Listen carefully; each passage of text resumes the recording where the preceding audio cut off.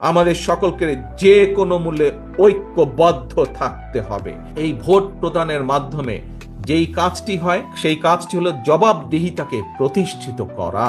জবাবদিহিতা ছিল না বলেই বাংলাদেশের প্রত্যেকটি প্রতিষ্ঠানকে ধ্বংস করে দেওয়া হয়েছে। এই 20 কোটি মানুষের চাষাবাদের জন্য পানির প্রয়োজন, তার জন্য খাল খনন করতে হবে। আপনারা দেখেছেন কিভাবে এই জেলারই বিভিন্ন নদ নদী খাল বিলগুলো কিভাবে ভরাট হয়ে গিয়েছে, কিভাবে ভরাট হয়ে যাবার কারণে বর্ষার মৌসুমে একদিকে যেমন বন্যা হয়, শুষ্ক মৌসুমে সেভাবে এলাকার মানুষ পানি পায় না। এই অবস্থা বিরাজ করছে বাংলাদেশের পুরা বাংলাদেশের সবগুলো জায়গায়। সেই সমস্যার সমাধান করতে হবে আমাদের, খাল খনন করতে হবে আমাদেরকে, নদীগুলো খনন করতে হবে। এরকম আরো বহু কাজ আছে দেশকে পুনর্গঠন করার জন্য।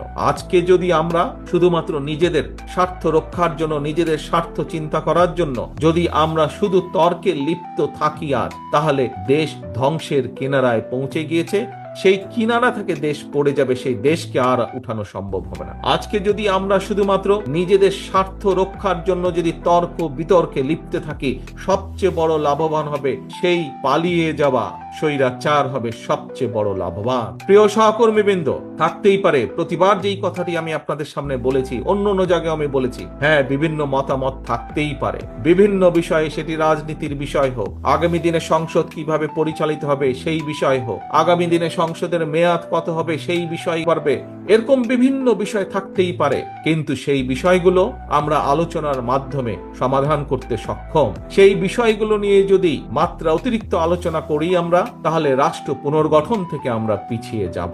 এবং রাষ্ট্র পুনর্গঠন থেকে যদি আমরা পিছিয়ে যাই, এই দেশ এবং দেশের মানুষ ক্ষতিগ্রস্ত হবে। একটি কথা, একদম সিম্পল কথা, সাধারণ কথা, কি পৃথিবীর যে কোনো গণতান্ত্রিক রাষ্ট্র যদি আমরা দেখি, তাদের মধ্যেও এরকম বিভিন্ন বিষয়ের বিতর্ক থাকে, কিন্তু দিন শেষে সেই বিতর্কর বিষয়গুলো জনগণের উপরে ছেড়ে দেয় এবং জনগণের মতামতের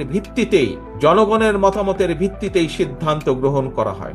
অর্থাৎ বিভিন্ন মতামত বিভিন্ন ব্যক্তি বা দলের পক্ষ থেকে জনগণের সামনে উপস্থাপন করা হয়, জনগণের কাছে সেই দায়িত্ব দেওয়া হয়, জনগণ যেটিকে গ্রহণ করবে সেটিকেই গ্রহণ হিসেবে ধরে নেওয়া হয়। সেটি করার একমাত্র উপায় হচ্ছে নির্বাচন।